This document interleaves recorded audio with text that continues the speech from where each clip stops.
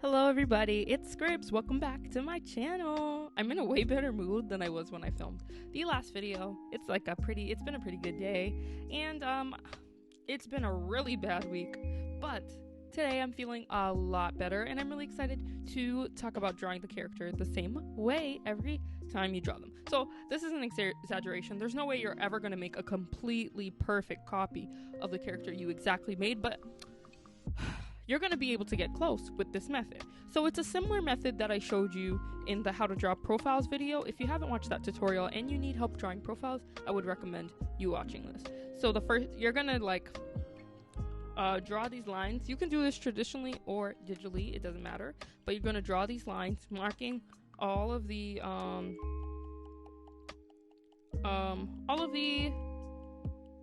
important features on a face. So, for example, the top of the head, the chin, the neck, the eyebrows, the eye line. I do the top of the eye and the nose and the middle of the lips. Then I do some secondary lines that you'll see in a little bit. My secondary lines are the bottom of the eyes, the top and bottom of the lips, and as well as I think the hairline. And one of the things that I said in that other video that also applies here is that the eye line and the nose, like where your nose ends, where your nostrils are, that is how big an ear should be. So I always do that same proportion. It might be exaggerated a little bit in different ways when I'm trying to convey a more masculine face versus a more feminine face, or a younger face versus an older face. And I want the ears to be shorter and more towards the shoulders to convey that somebody is younger or more masculine character, because that's just how I like to stylize things. But that's a key thing to note when you're trying to draw your character the same way. I think that I haven't been able to draw Axel, this character, because I struggle with the proportions. I'm always drawing his face the right shape, but then his eyes I think are too small, his nose is too far away, and then his mouth I don't even bother with, which really is what probably messes me up the most. And then also there's a problem that I didn't really like how I drew his hair. You're gonna see I do a little bit of stylization at the end of this to fix that. But yeah, so I just did these proportions, and from here I was able to, I think, draw him a little bit better than I normally do. Axel is one of my newest characters. I really love him. I have a lot of backstory going for him and everything, so that is one of the reasons I wanted to draw him well, because I'm so invested in his background and everything, and I was I really want to be able to draw him more. He has a very unique sense of style. He is more into the futuristic apocalypse things, because he's the only human, well, for a brief moment in the story, he's the only human in this universe, in my Witch's Brew universe, and he basically believes that there are shifters, there are vampires, there are witches out there, but he can't prove it. So he's the odd one out, and everybody's you're a little crazy, what are you talking about? But he truly believes that they're out there, and he puts it upon himself to go find all the supernatural creatures. And he also has a terminal illness, and so he that makes him a little bit more of an outcast, because he wasn't able to play with a lot of people when he was younger, and he's finally getting out into the world. And when he gets out, he figures that he's going to spend his last moments searching for the supernatural people he's always believed in.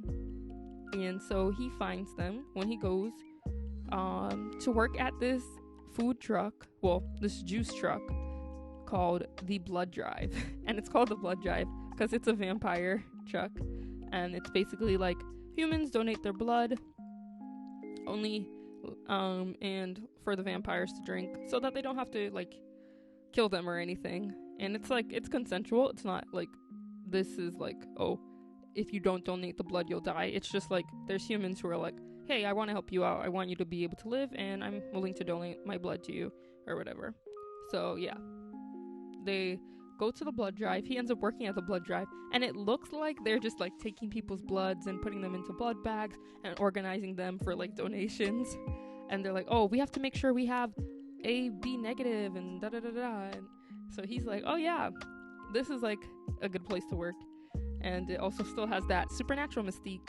And then he's going to die. I'm spoiling his whole story, but I'm gonna write it out. So I mean, I'm not spoiling his story afterwards. I'm just spoiling his story for like the beginning, like how he gets to meet the crew and everything, which is okay, I guess, because who's gonna remember this and who's listening to me?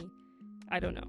But yeah, that's just what I want to talk about because I don't have anything else to talk about. I realize I feel like I said everything that I needed to say, but yeah, basically he ends up being a vampire, which is like his dream come true. And I actually really liked how I was able to draw him. I changed a lot of stuff about him, his skin color and his hair color and everything, but yeah, he's just like my newest guy character. I wanted to match up the amount of guy characters I had with the girl characters, but that would be absolutely crazy because I have 17 characters in total, and that would take me to, let me see, maybe 20 characters, 20 or more characters, and that would be a lot. So I don't know if I can manage that, but I'm glad that I am where I am, and I have all these characters that I love. His profile looks a little bit weird. I struggled a little bit drawing this profile, but I think I fixed it up in the end or something. I don't know. I do still need to get better at drawing profiles, but the thing is, I think I can draw them in general and kind of make it look like satisfying. So that was like my goal. I do want to get better to the point where I'm just drawing them all the time, but I don't know why without these like lines I don't have it stuck in my mind how to draw profiles. So yeah, that's something I'm still working on, but yeah, I think I did an okay job when I moved his eye back a little bit, and I turned off the thing is the mouth. It's always the mouth that messes me up. I don't know why it's so hard for me, but that ends up being what trips me up the most. So you can see here, the mouth actually looks pretty okay. He's supposed to have like a straight nose bridge. Nose bridges are what trips me up as well, especially since I simplified how I draw noses. But yeah, I spent this time doing like a complete turnaround of his face, like even drawing it from a back 3/4 view or whatever that's called, just because I wanted to get a bit more familiar with his facial shape and everything. But I don't know if I have much else to say. I'm trying to think. Oh yeah, I'm trying to do reference packs and stuff. I might try to do something tomorrow and hopefully release it soon. I think I'll do like drinking from different cups and stuff, and maybe that will be something I could do. But yeah, I want to start making an income. And if you could help out in any way, that'd be great. I have a Ko-fi, whatever it's called. And I have my Patreon. And those are the ways you can help. And you can also just subscribe. And we are on the road to 200 subscribers. And my next milestone is 500. I'm hoping able to reach that. Yeah, thank you so much for watching. Bye. Hi, I'm back to talk to you about a bit of character design changes. I guess I wanted my voiceover to be a little bit longer, like at least the 10-minute mark. Jeez. So I wanted to make him have curly hair because for the longest time I wanted him to have curly hair, and I also darkened his skin a little bit because I think I was working, like the first sketch I ever did of him, I was working traditionally, and so I just did, like, I made do with what markers I had, but I found different marker brands, and they might have, like, wider color selections, wider skin tone selections, so that I would be able to mimic this drawing traditionally. I hope so.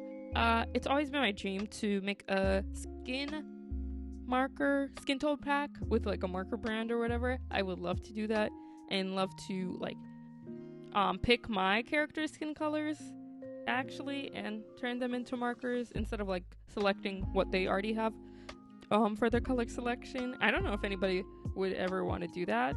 Like, I don't know if that's how I could ever do a collab or anything, but I think it would be cool. I really like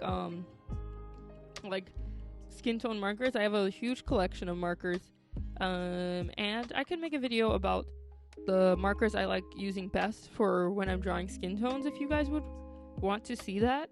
Next week it is going to be the emotion tutorial / expression tutorial, and I know you guys have wanted that, or maybe I'm exaggerating, but I asked you guys which tutorial you would like to see first, and most of you guys voted for that, so it's not like you don't want to see it, but it's not like you guys have been commenting, I want to see the tutorial, because, well, people don't comment about that anyway when people comment on my videos normally. But it'd be cool if you guys did say what you wanted to see in the comments. So feel free to do that. Alright, I'm leaving again this time. For real. I won't come back. I hope.